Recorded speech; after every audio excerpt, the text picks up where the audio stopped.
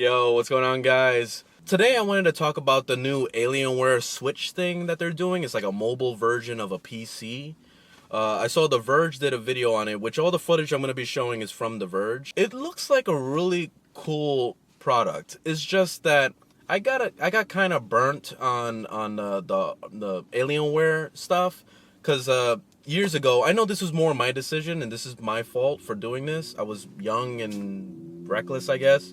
And I spent about $6,000 on an Alienware PC when I was younger. It was the worst investment that I have ever gone into, mainly because I spent a huge amount of money on something that literally only lasted me a year and a half. Because after a year and a half, new games started coming out, and I had 2 graphics cards in the goddamn thing. I had a beefy ass computer, and it started like I couldn't even handle it. I had a lot of problems anyway, but that was what happened to me back in the day. But this product right here actually looks like it can end up being something good. Like I really like the concept of the Switch, and this is something that I really like from the new, Nintendo's Switch, is like you got this mobile thing, which I don't really even use that much because I do own a Switch, especially like pulling it out and doing the mobile thing, because I don't really care for it, but I like the concept a lot. And basically the concept of this one, you can be able to play any PC game that you want. You could even run Steam on there. From what I've seen in those videos, it didn't actually display, the actual Windows program.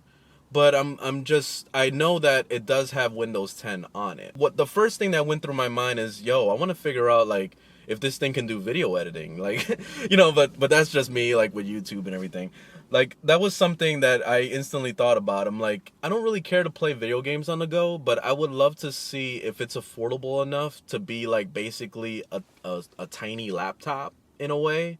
That way I could be able to video edit on the go. Like, I could be here in the car and just kind of, like, put the little tablet here and just kind of, like, work on videos. I think that would be badass, but, I mean, that's just me, though. But I'm kind of curious into that as to how they're going to make the Windows 10 run, if it's going to be like a normal Windows 10, or like in the video it kind of looked like it was more like an app based with the video games in it, and that's it. But I hope there's more to it than that.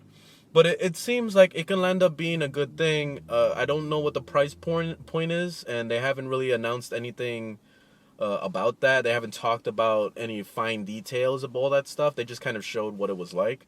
But it looks like it can end up being a good concept. I really like the idea. But if it ends up being like $2,000 for the thing, I don't feel like it would be worth it at all, at that point. So basically, it all comes down to the price. If they're coming down with like a 600 to 1,000, then I could see that being more reasonable. It's still very expensive, but I could see that being a lot more reasonable for getting something like this.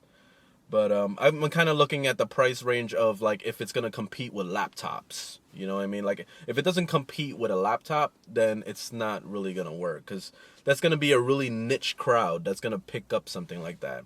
Or somebody that just has the money to, that wants to collect it, then they can do it too. But, yeah, I think it's a really cool concept. Let me know in the comments of what you think about all this.